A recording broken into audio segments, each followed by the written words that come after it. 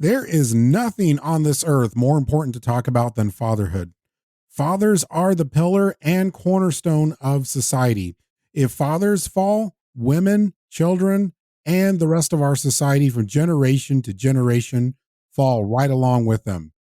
If you're needing some positive inspiration and motivation today, my guest is ready to share his true story of how he went from being a convicted felon serving time to receiving a full pardon from the governor and serving society for generations by turning the hearts of fathers to their children. So don't go anywhere. Welcome to the Fatherhood Challenge, a movement to awaken and inspire fathers everywhere to take great pride in their role and to challenge society to understand how important fathers are to the stability and culture of their family's environment. Now, here's your host, Jonathan Guerrero. My guest is Shamain Harris.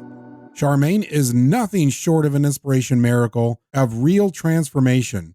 After realizing his true identity as a child of God and his purpose in life, he went on to inspiring fathers in prison to turn their lives around and their hearts to their children. Sharmain is the author and president of Shamain Harris Associates, LLC, which provides presentations, training, and workshops to show returning residents strategies on achieving success after prison. Sharmain also started the Fatherhood Franchise Program, which is an evidence-based program that supports fathers from all backgrounds to be the best fathers they can be. While all fathers are welcome, the program caters to fathers who are formerly incarcerated or non-custodial fathers struggling with child support. I could go on and on and on about Sharmain, but you're here to hear from him. So let's start off with a dad joke. Sharmain, what is your favorite dad joke? First of all, I appreciate you having me, and man, I appreciate the work that you are doing. It's very important work. So, kudos to you and the show and all the things that you're doing over there. Dad joke. I always keep a couple in the chamber. I think I posted this one online the other day. It says, "My marriage counselor told my wife she should embrace her mistakes more. She leaned over and gave me a hug."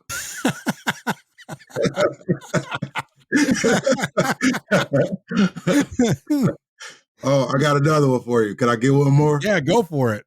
All right. Did you hear that I'm writing a book on reverse psychology? No. Don't buy it.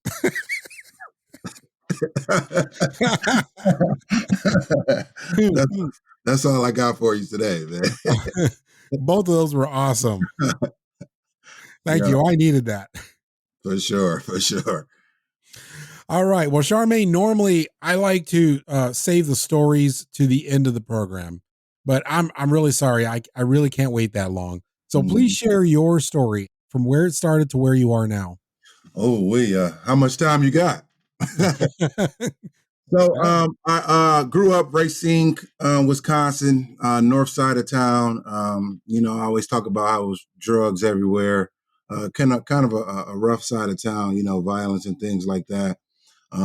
Single mom at the time, 5 kids, 4 different fathers. And I always talk about the story about how I went around my neighborhood when I was about 12 years old. And I was asking for dollars from all of the men around me, or guys that were out in the streets. And one guy, he didn't give me $1, but he gave me something else. He gave me 2 bags of crack cocaine and told me to stop begging people for money and go make my own money. That was tough. And people that hear that, they may say like, oh my God, what a horrible person. But you got to think about where he got that concept from and where he learned it from. And so that just kind of set the premise for part of my life. During that time, I went through a tough custody battle between my mom and my father. And I had to like speak to guardian ad litems and things like that. And my father eventually ended up getting custody over me. This is after he did time in prison himself and got out, kind of changed his life. And certainly not to discredit my mother, but she was going through some rough times at the time. So he won. He ended up getting custody. I moved to Kenosha and started to excel academically, but I still had that behavior piece to me.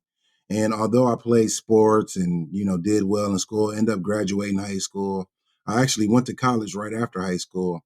There was just still this piece of me that was just like, I didn't know who I was. I just was battling of the mind all day long, and I had a strong influence from the streets in which I grew up in. So I made the dumb choice of coming back from college. And when I came back, I kind of got involved in the streets, ended up selling drugs, got caught for drugs in 2009 by a confidential informant. Went to jail, got out, went back on, bond and all of these transitions. But eventually I was sentenced to 5 years in prison. But I was fortunate to be granted what's called the boot camp program, the challenge incarceration program. And that program kind of shaped my mindset for my return. I'm actually writing another book on that. I'm titling how prison became launching pad for my success after prison. And so, I did my time and I got out and I just wanted to change. And I wanted to instill every lesson and everything that I learned while inside. I was fortunate enough not to have biological kids while in prison. I did have a stepdaughter. But when I came back a year later, I had my first son. And this is when my life changed dramatically. I still struggle with all the barriers of peer pressure and things like that when I first got out for about the first year. But when I had my son, all of that changed. And always say, or tell a story about how when he was about 9 months, I went into what's called the WIC office, Women, Infants, and Children. And I was just there for an appointment, just there to receive services. But when I got there, they told me about this fatherhood initiative they were trying to do, and they were heavily promoting it. I'm like, oh, sure, I'll definitely be there. I was a new dad. I was trying to learn as much as I could about fatherhood. So I come out to the event, and after about 10 minutes of being there, we realized I'm the only father that showed up. So this one, my spidey senses kind of got to tingling. And the director walked in, and I can sense the disappointment on her face. So I kind of just took action. I said, "Hey, I'm from town. I'm sure if I was able to like promote this more, we could do it again and possibly put my name on it. I'll volunteer to do it."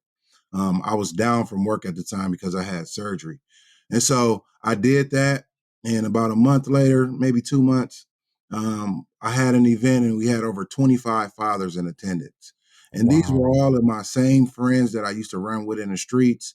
But the only difference is we all had kids now and we were all in the process of changing our lives. So that opportunity ended up turning into a job opportunity. And there's more to the story, but I'll keep it brief. But I was eventually hired on 10 hours a week. Then we got a grant from the, that kind of focused on infant mortality, brought me on full time for 40 hours a week. And then within the first year of me being at the job, over 100 fathers went through the program at the WIC office. Now, mind you, this is my first time ever working this kind of work, doing this kind of work. And WIC stands for what? Do you know what WIC stands for? Women. Infants and children. So what didn't you hear in that acronym? Fathers, right? So it just set the just setting the premise that we knew we had our work cut out for us. So I did that. My name started floating around the community. I started traveling around to other WIC offices around the state, teaching and training them on what we were doing here in little old Kenosha, Wisconsin.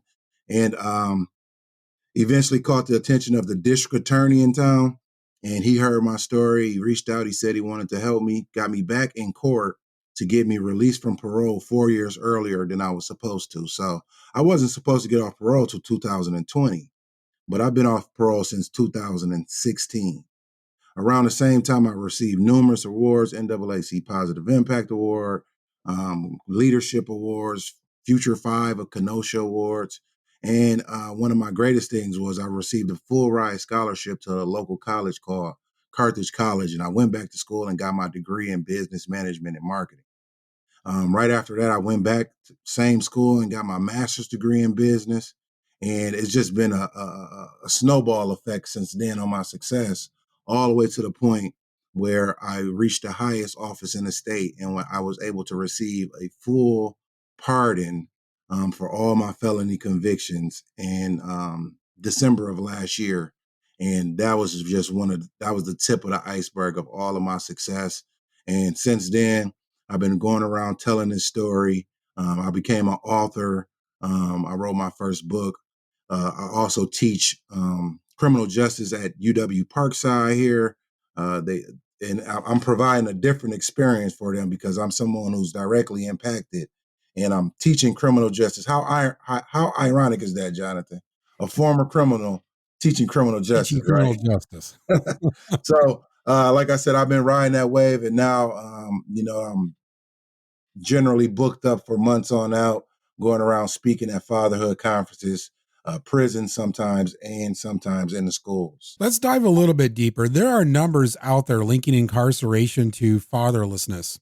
Some of these numbers even link fatherlessness with various violent crimes. What is your experience of this with working with inmates, and what are their stories? Oh, sure. So, they have numerous statistics out there, but one of the ones that pops out to me when you ask that question is 85% of people that are in prison identify that they grew up without a father. I think Wow. it's 90% of gang members say that they didn't have their father in their lives. And so there's a powerful link there because what happens is when a kid grows up without their father, due to many different circumstances. We can talk about mass incarceration and how family courts kind of treat men sometimes, but what it does is harbor resentment to the young child who doesn't really fully understand what their fathers go through. So when I'm talking to fathers, one of the first things I kind of dive into is like, tell me more about your dad, and you usually get the best story ever or the worst story ever. There's not really no in between there, and oftentimes it's kind of the worst story ever.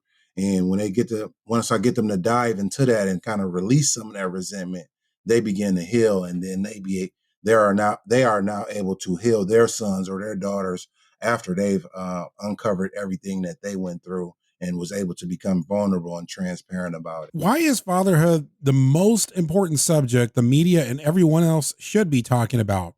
How does it impact women? And why should it matter to them and our society? Ooh, you getting deep on me now, John. Man, in my humble opinion, man, I feel it's the root cause for all of our social ills. Children are more likely to graduate high school if they have their fathers in their lives. Um, I believe it says 90% of homelessness come from fatherless homes. I believe the 71% of teenage pregnancy come from fatherless homes. Suicide rates, every single thing is tied to this link here when it comes to fatherhood. And so everybody should be talking about this. And when you think about the impact on women, especially a young girl, I always say it like this. You Let's say it's middle school or high school, you get a fatherless young boy hooks up with a fatherless young girl. They get together, and none of them really have a model of what fatherhood looks like, what parenting looks like. And so they go Mhm. about creating their own image of what it looks like. And sometimes they base it on relationships around them that are not the best. And so Mhm. now those women then become, those girls then become women, and they get introduced to child support court and all of this stuff. And, they learn how to get into a relationship. Nobody talked to them about the possibility of getting out of one.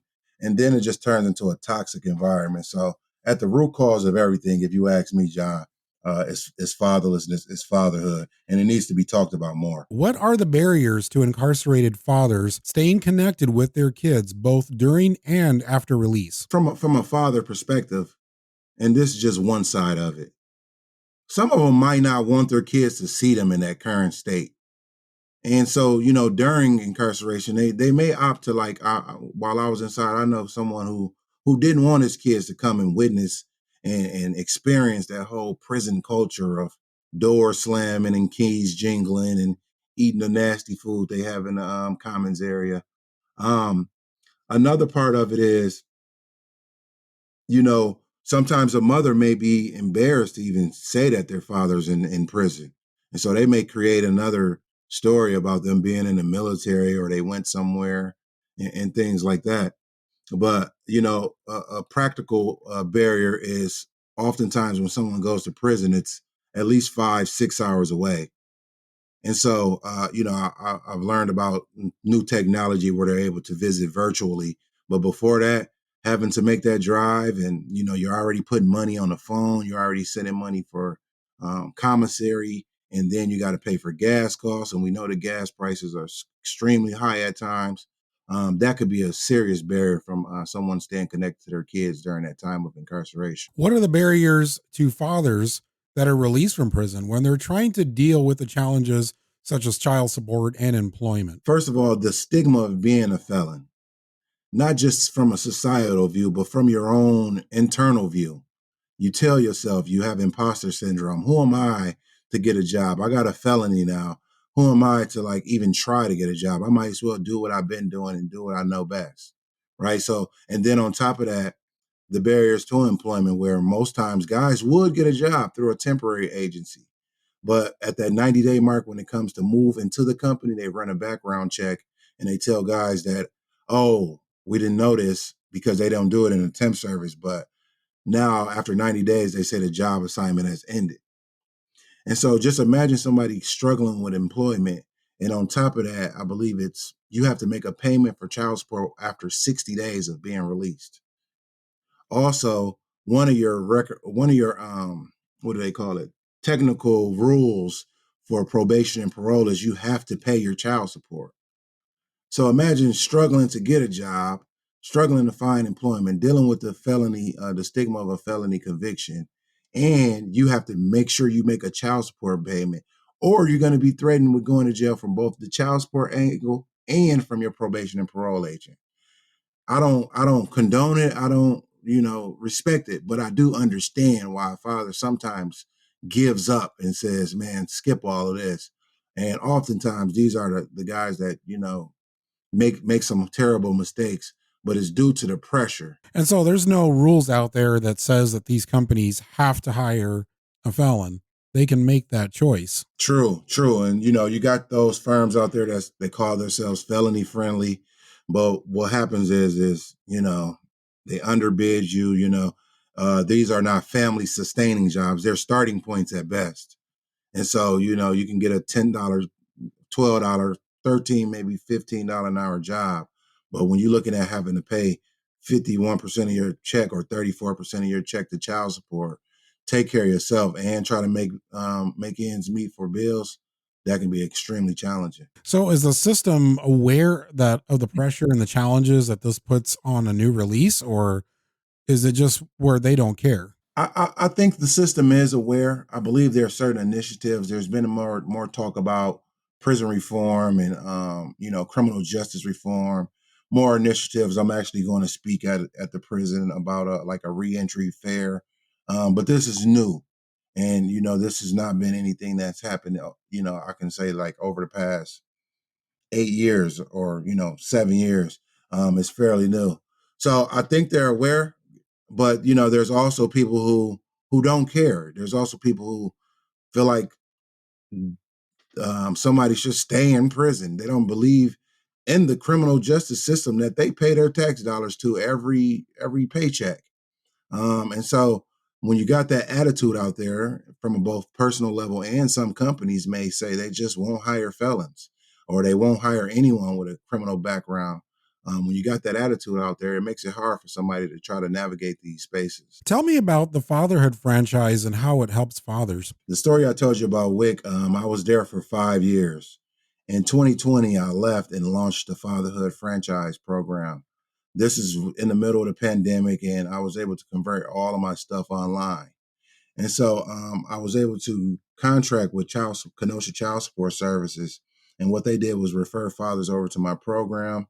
And while they provided much of the technical training, whether it be resume writing or career readiness skills, I provided more of the social emotional piece where I'm inspiring and motivating fathers and tell them, despite what you're going through, despite who talked to you and said that you were nothing, you have to continue to fight for your kids. Despite the child support custody order, you have to continue to fight for your kids, and you got to make sure you're in the right mental space. So I used the evidence-based nurturing fathers curriculum in that program, and I was running that program for the past 7 years. So I actually had to stop doing the program in a programmatic sense. But every day I'm still getting calls and emails, and as a father, that this is just what I do. It's not for the money. I still make sure I help those guys out and teach them how to navigate child support spaces, find free legal help, talk to their child support worker, get back in court, file the right paperwork and things like that. So yeah, that's what the Fatherhood franchise is about. And there's testimonies out there about the impact of the Fatherhood franchise, isn't there? Oh man, it's numerous of them. I got them all my videos up on YouTube, both testimonies from people that I've worked with from a professional level, and testimonies from the fathers that went through my program.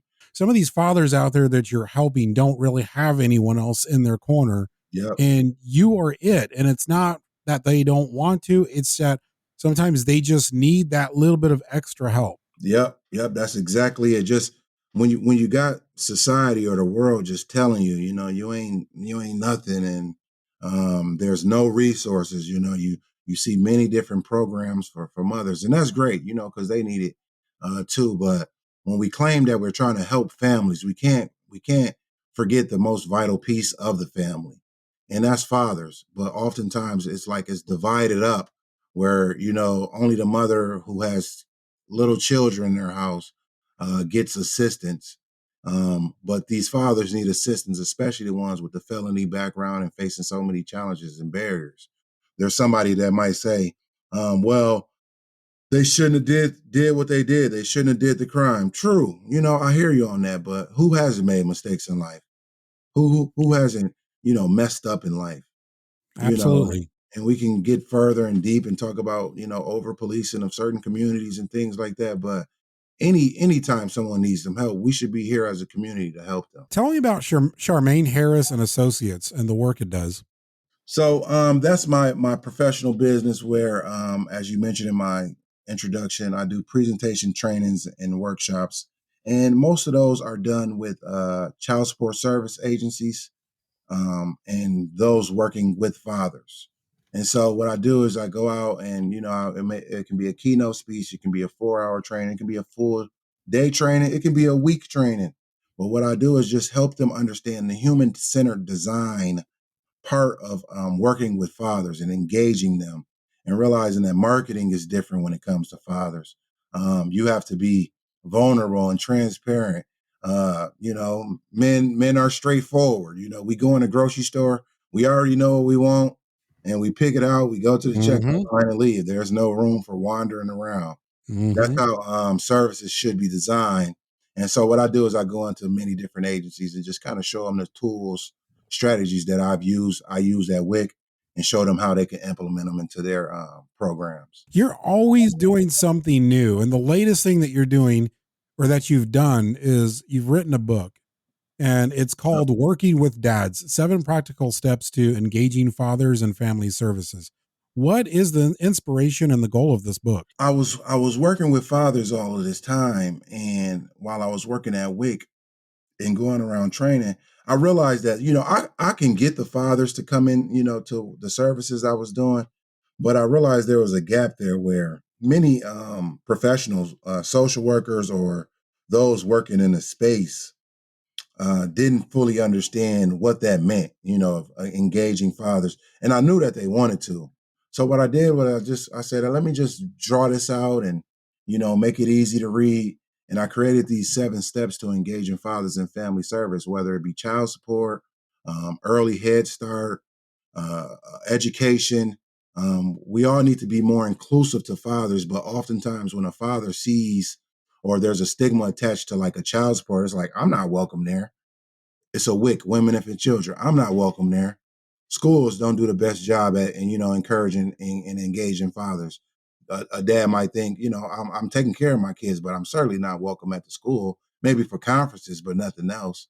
And so I created this book to kind of shape and guide the minds of child support workers or those working in family services.